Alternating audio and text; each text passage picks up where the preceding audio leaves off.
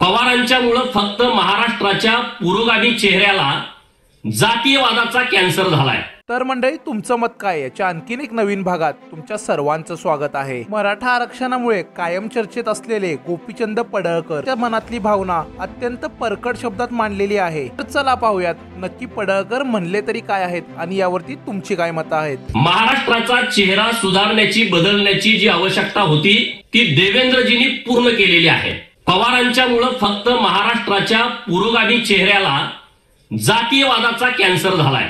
50-60 वर्ष पवारांच्या हातामध्ये महाराष्ट्राची सत्ता होती। त्यांनी फक्त आणि फक्त महाराष्ट्र लुटायचं काम केलंय।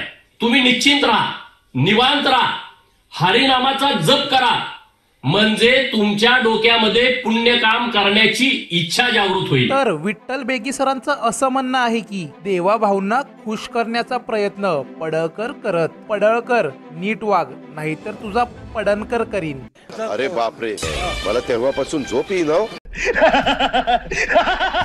तर सब चंगासी यांचं असं म्हणणं आहे की हाच फायर पहिले बीजेपीला शिवाय द्यायचा, ते पण खंडोबाची शपथ घेऊन।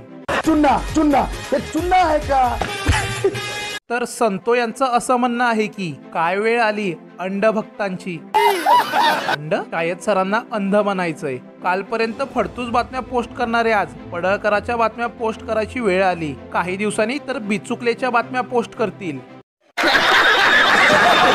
तर विनोद जाधव महाविकास आघाडी यांचं असं म्हणणं आहे की मंगळसूत्र चोर